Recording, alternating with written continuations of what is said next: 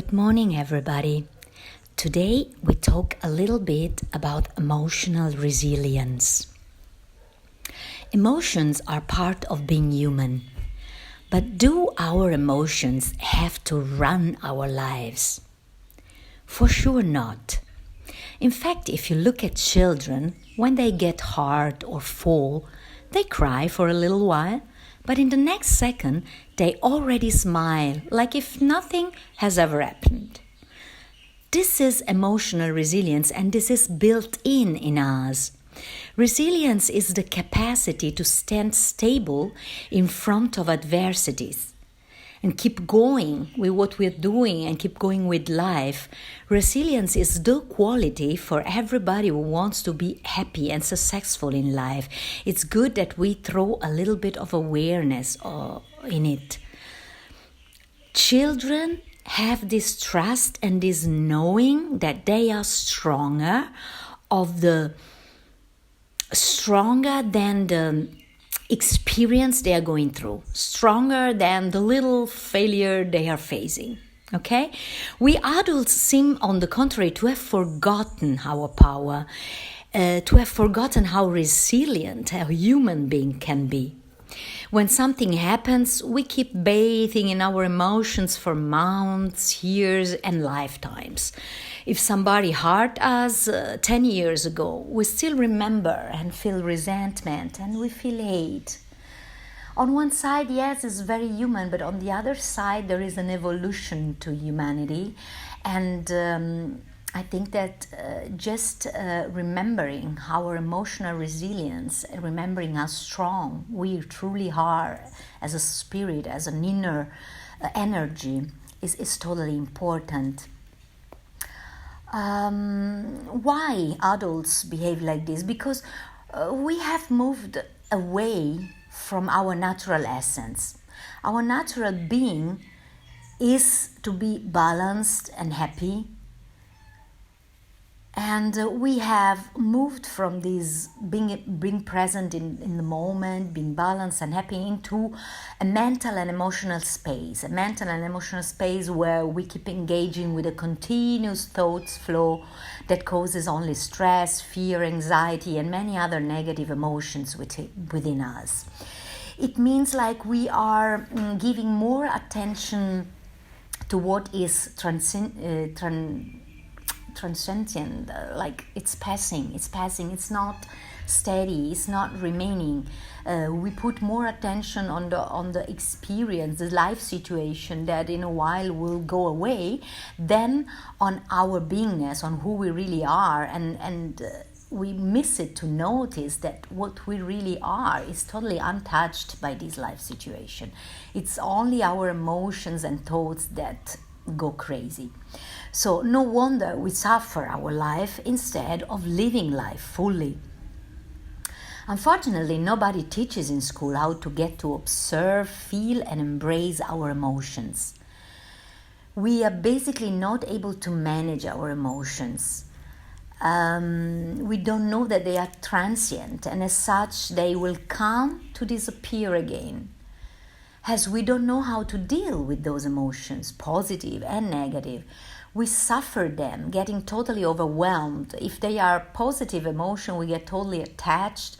If they are negative emotions, we got totally depressed, and we just are ruled by them, to the point that we cannot take any decision or just don't have the clarity to move in life towards our happiness. So nobody told us, for example, that emotions are linked to the rhythm of our breath, and that if we are aware of our breath and how we can use it to calm down the sensations on the body that are caused by our own emotions and thoughts, emotions just disappear. Children in early age know how to do this automatically and naturally. By breathing deeply and calmly, they bring themselves back to the present moment and to the knowing that nothing is happening, that it's just an emotion. It's coming, it will go. Nothing is taken away from who I am. We adults have learned instead to either shut down our emotions to the point that we cannot even say I love you to our wives and people we love most, or we get completely overwhelmed by them, by identifying with them, by believing that we are those emotions. In reality, emotions are just sensations created by our brain in response to our negative thoughts. So we create a negative thought, the brain send a certain response. Negative thought, so negative emotion. It send this to the body, this message, and the body translate this into a sensation, which can be a fear, stress, which can be a pain in the body, which can be a whatever. Those sensations get stored in the energy body. Those sensations get stored in some part of the body, and if not attended for a longer period of time, they can become emotional blocks in our energy body, or later in our physical body. In our physical body, they take the form of knot in the stomach, hurt, fleeting, flattering, unpleasantness, fearfulness. Many ailments also can be created if for a longer period of time we don't take away these emotional blocks from our energy body, because our energy body is what manifests then the physical ailment. So it manifests first in the energy body, then in the physical body. Instead of suppressing our emotion or suffering our emotion, we can learn to address them in a healthy and conscious way. How can we do it? The first thing, empower awareness. We need to empower our awareness over the emotions, which means we need to notice when we are getting through a negative thought, when we are creating a negative emotion. Awareness is this part of us that can observe thoughts, emotions, body sensation with a certain distance to them. So by creating a distance to your mind and to your body, you can become an observer. You are the observer of your sensation. Oh, now I'm thinking again this, now it's coming this again. Oh, it will go away like I had it last time. And oh, this is the sensation, the knot in the stomach. So even in our most rageful moments, there is always a bit of awareness in us. Even if we are not conscious about it, there is. So this awareness is a part of you, is actually you, no matter the situation. If you're going through a very difficult situation, doesn't matter. Your awareness is always present, is always calm, is always stable. It is strong enough to deal with any situation. People who meditate know this by experience, as they have come to experientially see that they are the awareness observing this emotion. Their spirit is much stronger than these waves that happens within their body.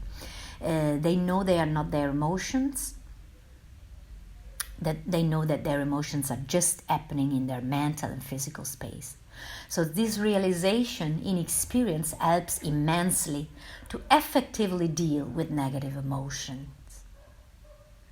Awareness has the stability to observe what's going on without our body and mind. Within our body and mind. Awareness has the ability to observe within our body and now what's going on. With a certain distance though, without being overwhelmed. So emotions are always changing, are impermanent, leading you to suffering, to identification, and so on. Awareness, on the contrary, is always like a witness, a calm, stable, equanimous witness, and can help us, if empowered, to have the clarity we need to find the best solution to every problem in our life, take the best decisions for our happiness. So increasing our level of awareness is a must if we want to realize our negative mental patterns, our response habits, and empower ourselves to ride the wave of lives and the life situation and the difficulties instead of succumb to them. So life will always throw at us difficult situation, but the more we create stability within our emotion and our mental space, the more clarity we have to deal with this situation.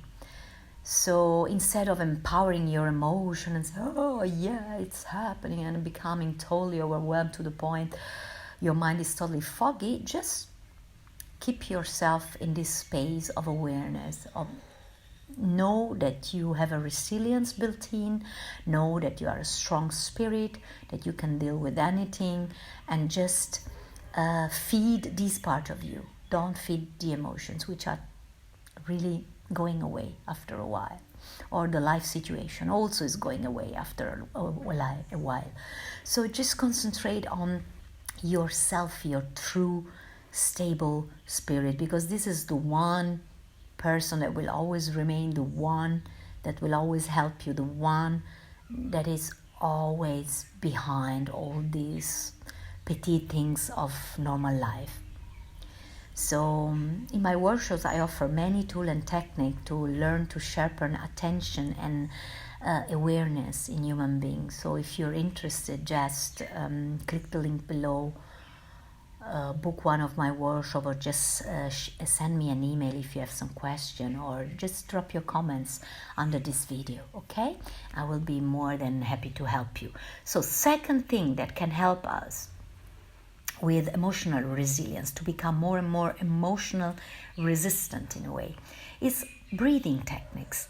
Our breath is our vital force, and it influences all the activities happening in our bodies: digestion, respiration, heart beating, everything, and also the activities of our mind. So being constantly identified with our thoughts and emotion not only depletes our vital energy, but it also causes our breathing to become shallow, to become irregular.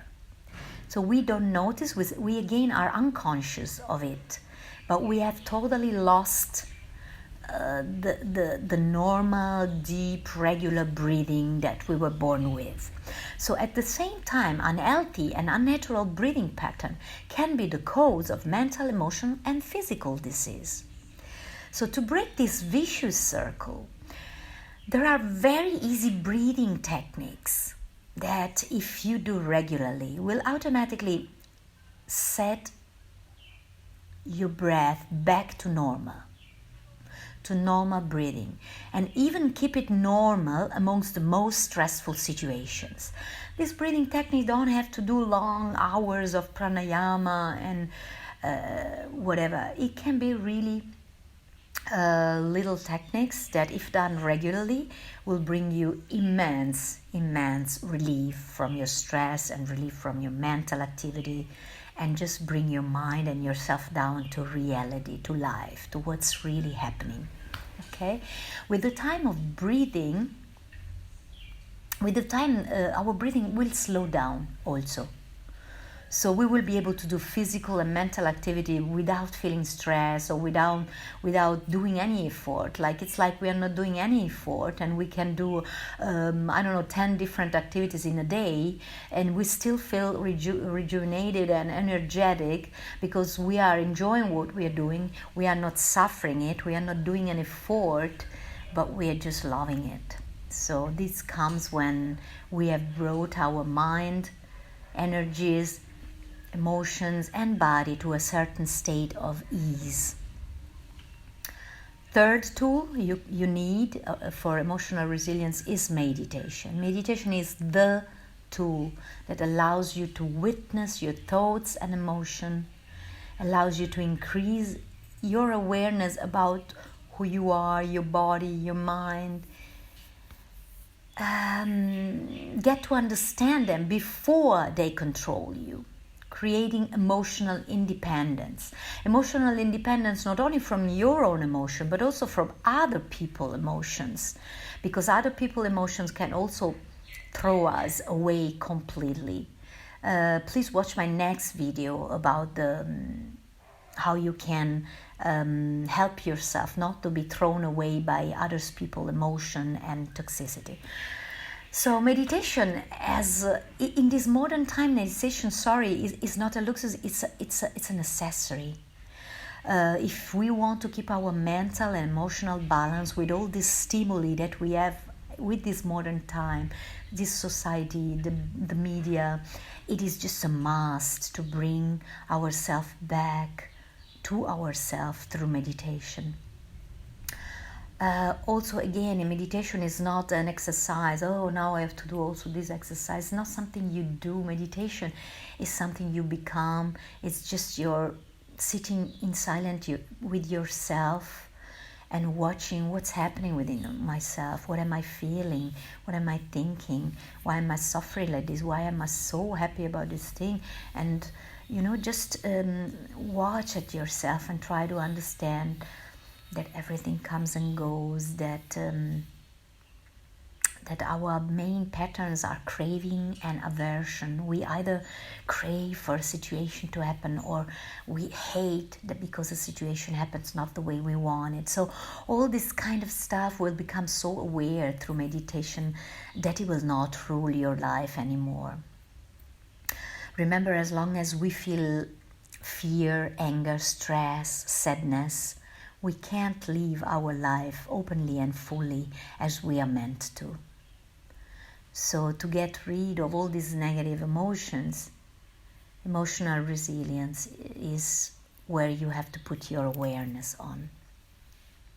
At this exact moment, while I'm speaking, you think you are just listening, but in fact, if you could observe your mind and yourself, you are agreeing, disagreeing, maybe criticizing in your mind, okay? But are you aware of this?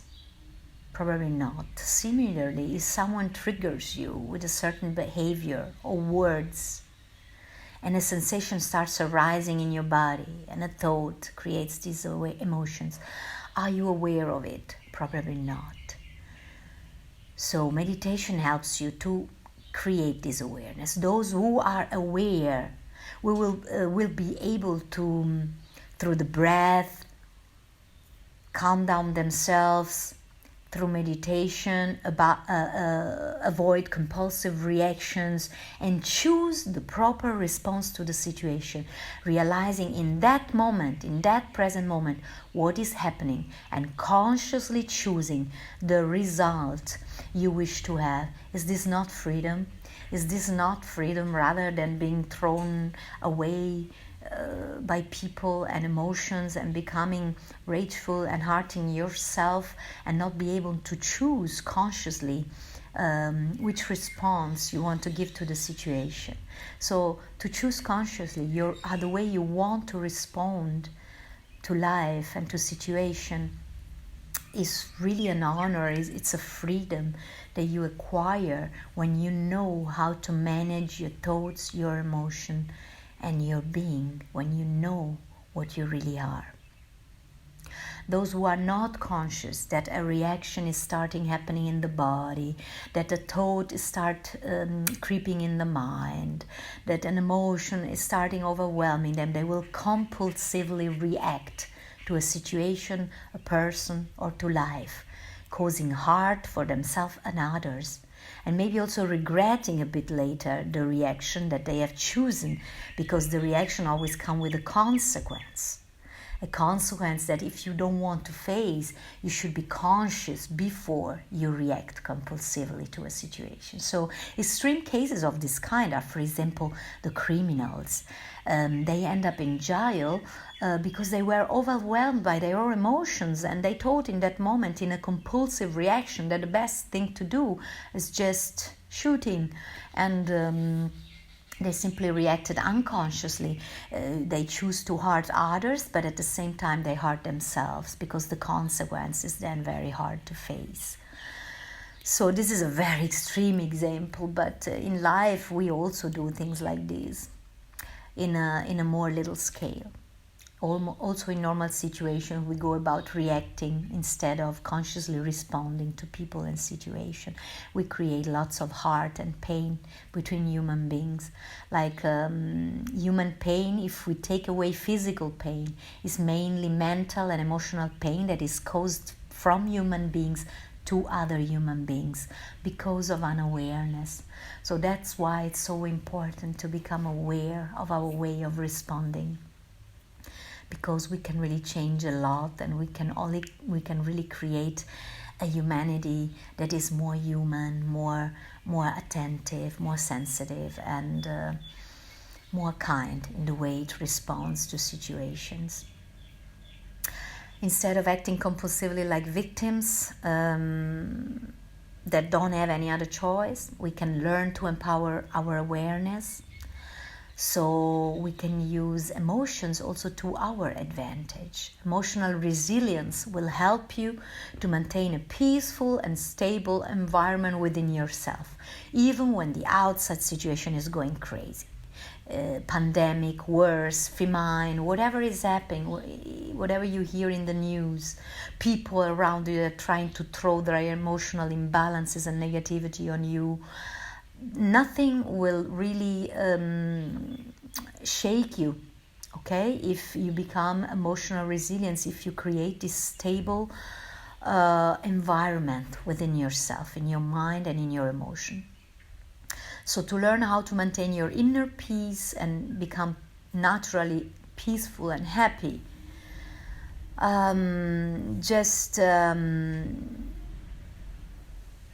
follow my advice in this video.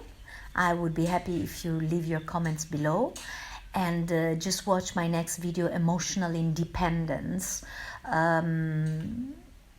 If you are somebody that is thrown away by others people, what they say, what they do, what they say 10 years back, okay? So thank you so much for listening, and talk to you soon. Bye.